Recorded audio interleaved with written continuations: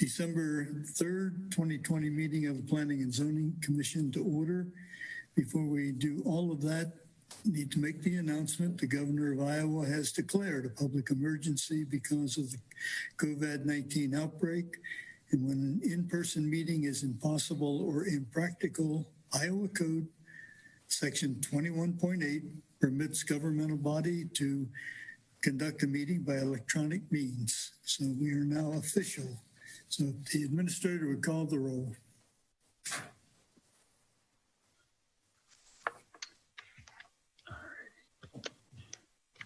Hank Bagelmann. Here. Kate Payne. Here. Doug Benschoter. Here. Rich Dane. Mary French. Here. Stephanie Garner. Here. David Huser. Here. Kathy Olson. I see her, but I think she's muted. Heidi Solheim. Here.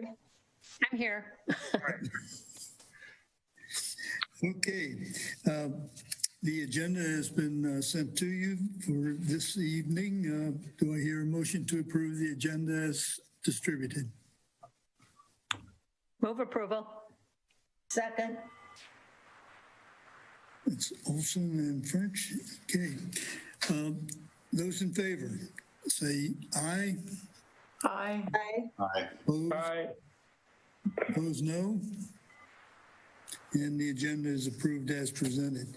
The minutes of the November 5th meeting of the Planning and Zoning Commission again were distributed. If you've had a chance to look over those, do we have a motion to approve them? I'll motion to approve. Second. And we have a motion and a second. Any additions, corrections to the November 5 minutes? Hearing none, those in favor, say aye. Aye. Opposed, no. And those minutes are approved. We also have the minutes of the November 12th. That was the special meeting of the commission.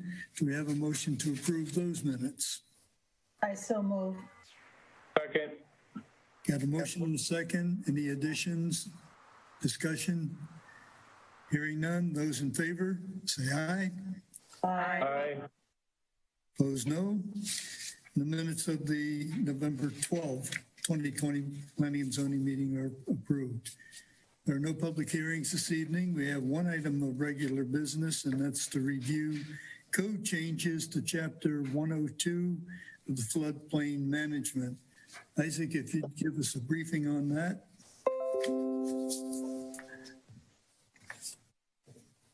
Alrighty, so January 29 of 2021, FEMA will be issuing new flood insurance rate maps for Bremer County. Staff's been working with a member of the Iowa DNR named Ken Bauma, I believe is his last name, basically just updating our floodplain code to keep it in compliance with FEMA standards. He went through, he highlighted different areas that needed to be updated and changed. Most of the changes are fairly minor. It's just clarifying some things. For example, they're no longer using, I believe it's 100-year flood. They're changing it to just base flood elevation. Added a definition for the 500-year flood. It's relatively minor, but it will keep us in compliance with FEMA standards. I have not seen the new flood insurance maps yet, but my understanding is that they're going to be fairly minor changes to Bremer County, specifically to Waverly, if there are any changes. Ken said that he's not anticipating a lot of big changes, but we don't know for sure until January 29. So staff's recommendation is to approve the code changes to Chapter 102. Okay. The papers that you have are on Chapter 102, and I'd like you to look at the bottom of the page that's marked both page 15 of 36 and page number 1. In referencing tonight, I'd like to use the page number 1 series. It's preceded by the letter Z as in zebra. so that when we talk about looking at a given page, we can talk about page 1, page 10, whatever. But that would be where we are. One quick question for you, Isaac. In the lower right-hand corner, it says revised January 2020. Is that a typo? So that was the last time that this specific code was changed. It'll be changed. We can change that. It's basically what we did was we took the existing code and then we made the changes within it. That's something that I'll change or delete. And then once these changes are actually taking place, then we'll add revised January 2021. So that's just signifying the last time that this specific code was revised. No, that's just wanted to clarify. Okay, page 1 has no changes, no additions. Let's go to page 2 in section 102.2. There are several changes there. The opening removes some language and adds some language. I think you can see the 3 areas on that page that have modifications. Any comments? Who wrote these changes? Does this just come from whom? This comes from Ken Bauma with the Iowa DNR. He works specifically with the floodplain management. He reached out to us to notify us that we needed to make these changes. Then he went through our code and then also the code with FEMA. And then he updated our code to bring our code into compliance with the FEMA recommended code. And then it went through staff. We made sure that it fit with the rest of our code. And then we double checked with him to make sure that everything's squared away. And then this is the end result. Okay, thank you. I think the other piece is that most of these are simple clarifications or definitions, and there doesn't seem to be anything of a a major item. Let's go to page number 2, and again, in there are the overall section 102.2.02 has some changes. 01 has some changes. And again, it's changes of language, anything there that you want to take a look at.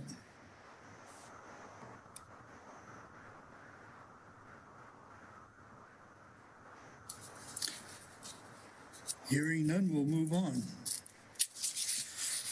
If you go to page 3, there are changes to items 1 and 2 under 102.3.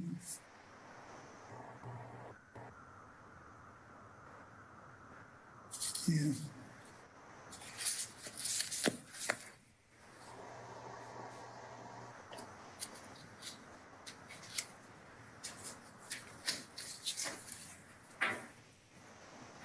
I think what they did there is primarily they referred to the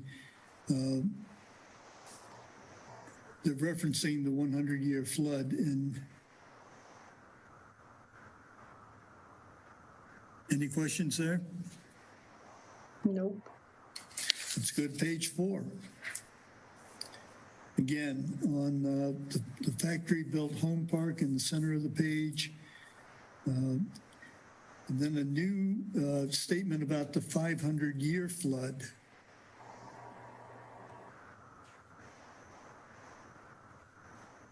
And that's new.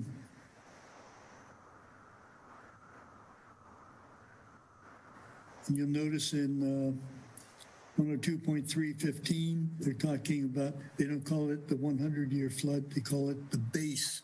They're using that, the 100-year flood, as a base throughout the document.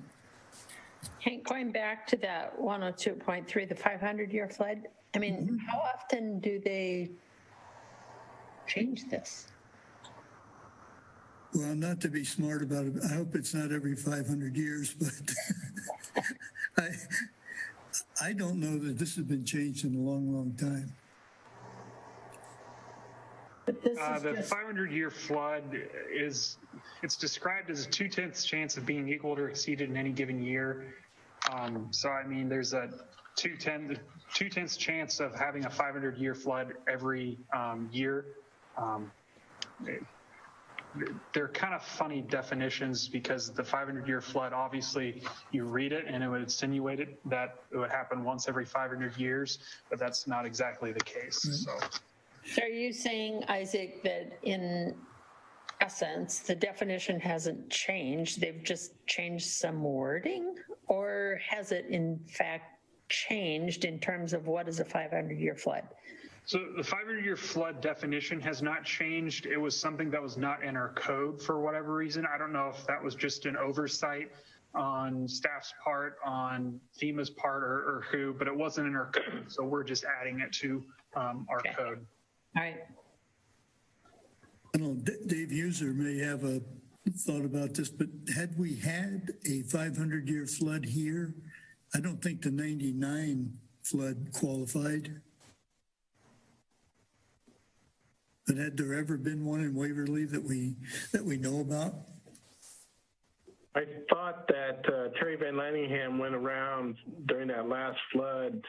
I think that was the flood that they determined. I thought some of that was 500. And he took elevation levels to different areas to try to pinpoint those. I thought that's what took place, but was it 2008? Was it? Yeah. That was when the last big one was. Yeah. Yeah, I think that was. Go ahead, Isaac. Yeah, I was just going to say, I believe 08, we had a 500-year flood. I think it was 2 years ago over in western Iowa. The flooding that they had out there was considered a 500-year flood. So those are the types of flooding events that we're talking about when we talk about 500-year floods. And who establishes the metrics for the 500-year flood? Is it the state of Iowa? It would be FEMA. Okay. Okay, let's go down to the bottom of that page, flood insurance study.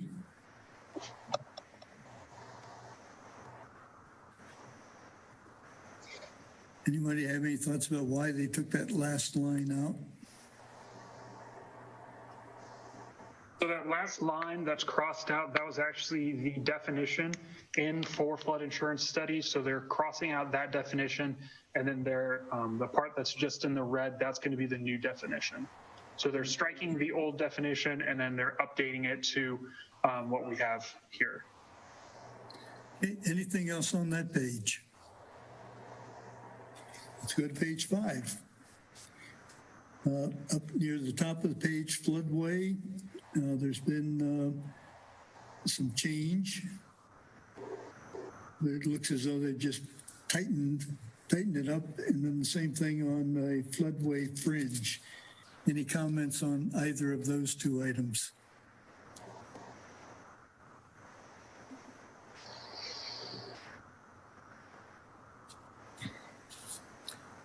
Okay to move on? Okay, let's go to page 6. Maximum damage potential, that's new.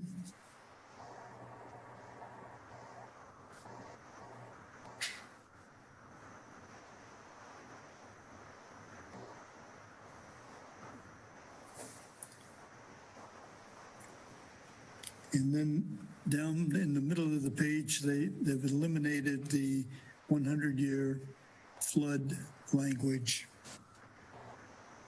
Can I ask a question about section 102.3.26? Yeah. Does please. adding something like that into the code, is everything grandfathered in? Because I remember like back in 2008, like City Hall had to be evacuated, and all of the power and different things like that are in a, I guess not anymore though with the dam and stuff, but I just didn't know if by adding the statement in here, if it affects anything that's currently built or set up. My understanding is that whenever you add something to the code, uses are grandfathered in. However, I can't guarantee that that doesn't mean that FEMA will try to or attempt to push to make sure that everybody's in compliance with the current code. But yes, my understanding would be that it would be grandfathered in. Okay.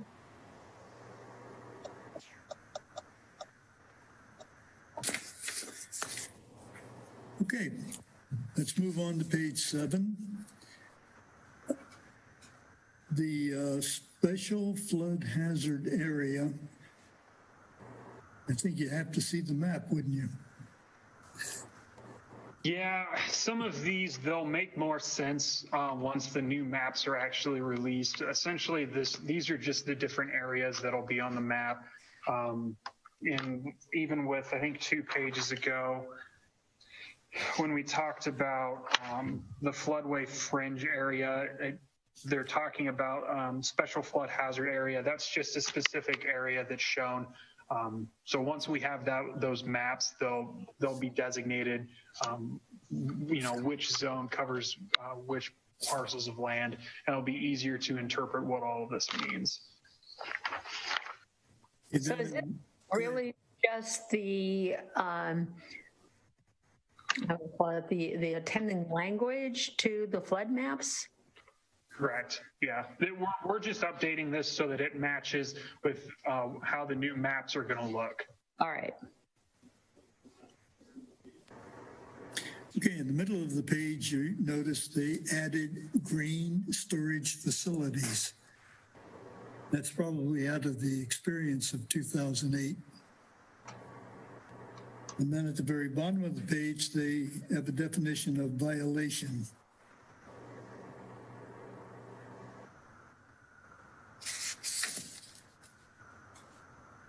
Any questions there? Hearing none, let's move on to page 8.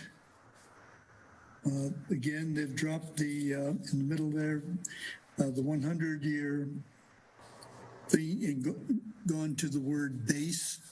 So when you see the word base, they're talking about the 100-year flood.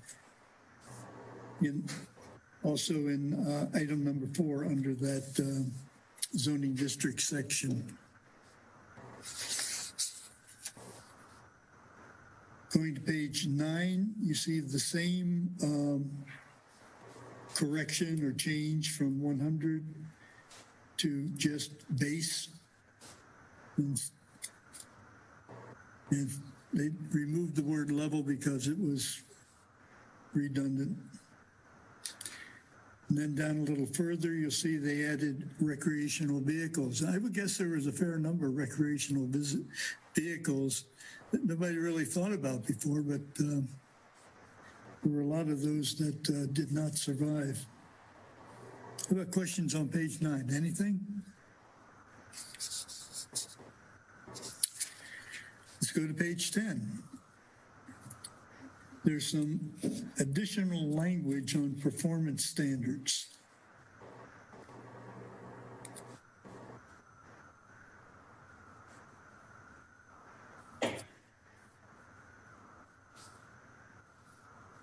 Question about recreational vehicles.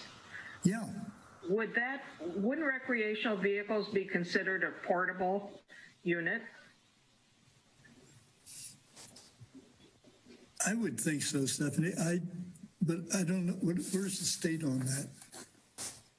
Would a trailer park? They wouldn't be recreational vehicles. Those are homes. Yeah. I would tend to agree with that. I can reach out to Ken and see exactly why they decided to put that in structures. Well, if you're going to add recreational vehicles, then you might as well add automobiles and pickup trucks and, just a question. The language is there, though, in terms of permitted use in a floodway district. I think what they're probably saying is that their reimbursement kind of reactions are going to be driven that if there are claims against a recreational vehicle that has been placed in a floodway district are going to be different than in a different kind of district, and that they're just saying that that's included in their sort of scope of claim definition. Okay, so like the recreational vehicles that are down at the ski club along the river, if somebody were to not get that out of there prior to flooding. Right. Yeah.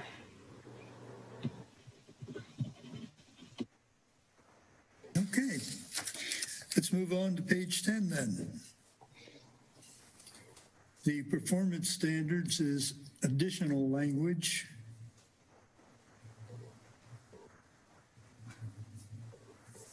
And then further down in that section under number 1, they removed the word structures and did all development shall be designed. Under 2A, the same corrections that were made a couple of pages back, as well as 2B, and then 3A and 3B. It's all the same changes, getting rid of the 100-year deal and going to base.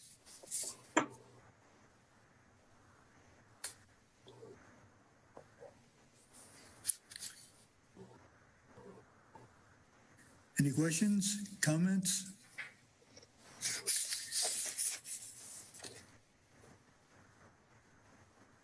And at the top of page 11, what is the North American Vertical Datum 1988?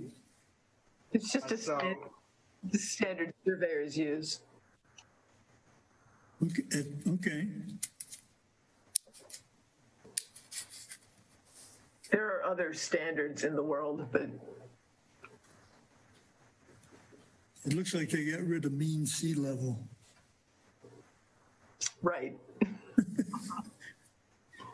Okay, and then if you go further down that page under 4, D, E, F, and G, all of that language has been removed.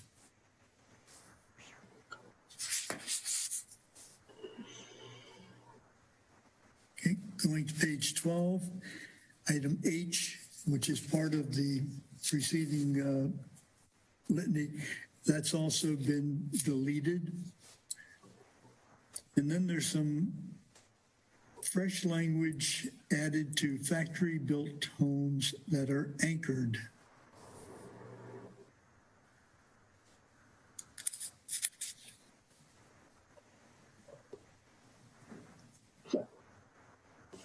You get both anchored and elevated.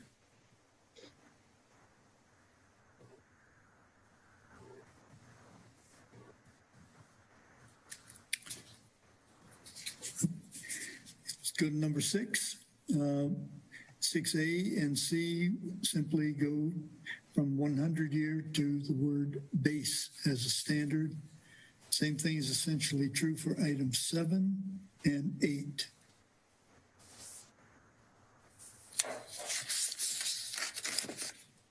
Then item 9 is a fair amount of editing, but it looks like it cleaned up the language because item 9 goes from page 12, it carries over to page 13.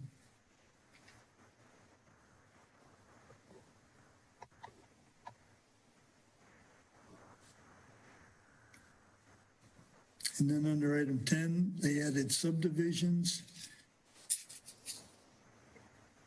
And they added the inclusion of the installation of public utilities. And again, we were at the eliminating the 100-year and using the term base.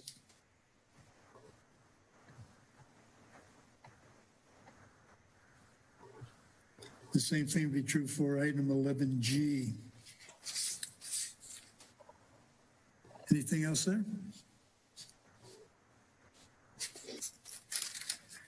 Okay, on page 14, large paragraph, and it's item 14 on that page, the big red piece.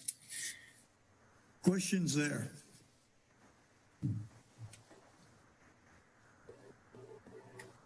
So I would ask Isaac to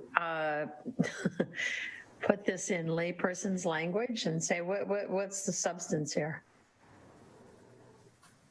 Yeah, so essentially what you need to look at is pretty much the first sentence in here is all new or substantially improved, and substantially improved, it's based on a percentage of the improvement of the building. If it's maximum damage potential development, which was defined earlier in the code, if it's new or substantially improved, it has to be a foot above that 500-year floodplain elevation.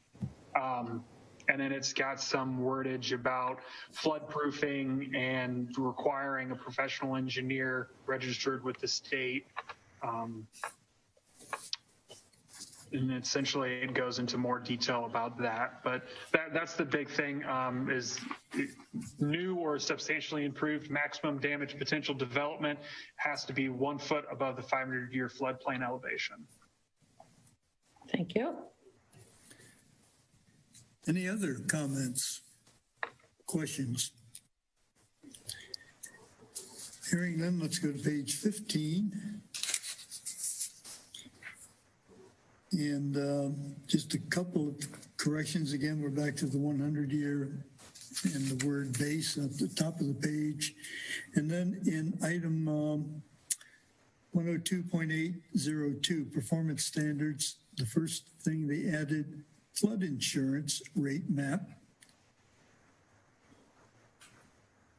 And then they added, or a minimum of 2 feet if no number is specified.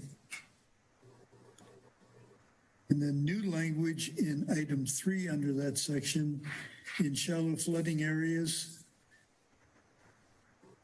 they talk about drainage paths being required around structures.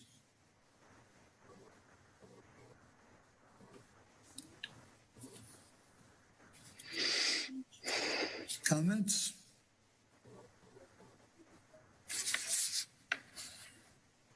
Hearing none, let's go to page 16. There's a misspelling in number 3. Yep, I caught that and I've circled it. I'll get that changed. What's that? Number 3. Yeah. So just spelled wrong. Z-O-N-A. Should be Z-O-N-E. So I'll make that change and get that up here. Okay, great. I missed that.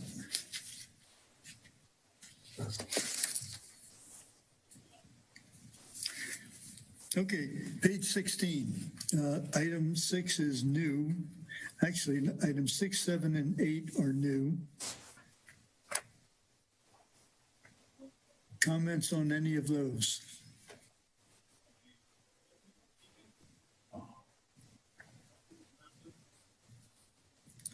This looks like things that have come out of the experience of 2008 and things that they realized needed to be standardized. Any comments?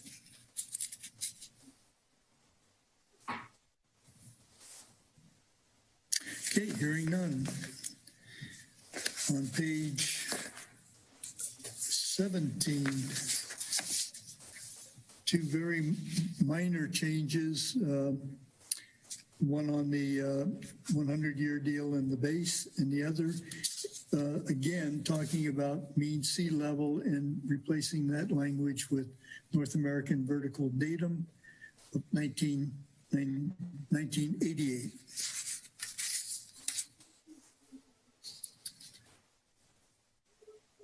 Okay, and on page 18, they again did the 100-year and the base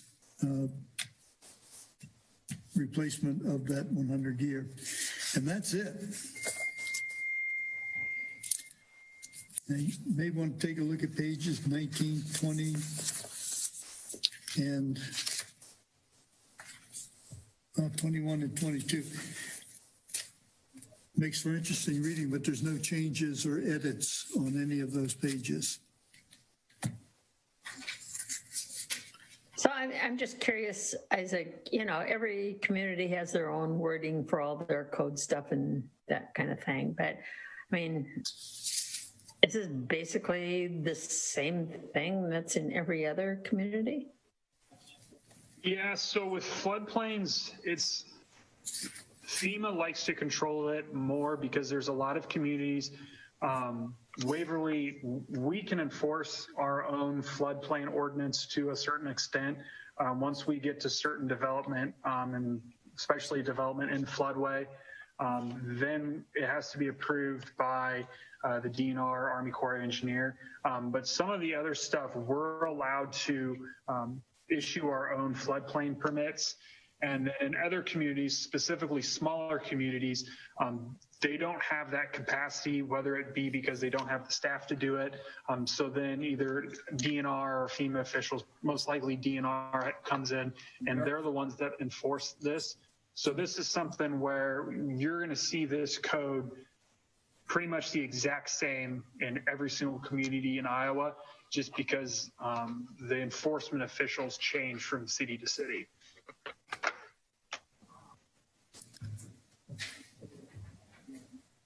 Well, that's the document. Do we have a motion? I move the Planning and Zoning Commission recommend approval of the code changes to Chapter 102, Floodplain Management, to the City Council. Second. We get motion and a couple of seconds in there. I have a question. Question, those in favor, say aye. Oh, Stephanie, wait a minute. Stephanie had a question. Did you have a question you wanted to ask, Stephanie? I do. Oh, I'm sorry, Stephanie. Please. Okay. In regards to grandfathered properties, how would those be handled if they were damaged? And kind of standard, as an appraiser, I had to make sure that a property, if it was damaged, more than 50% if it was rebuildable. So can you maybe discuss how a grandfathered in property is handled if it is damaged?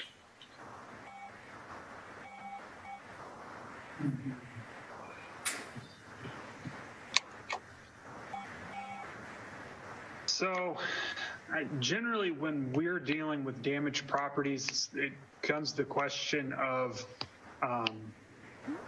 can it be rebuilt? And if that, when it comes into, it depends on what percentage of the structure is damaged, how much will it cost to rebuild the structure.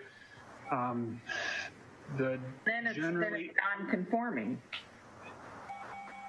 Yeah, and it generally, if you can rebuild the structure or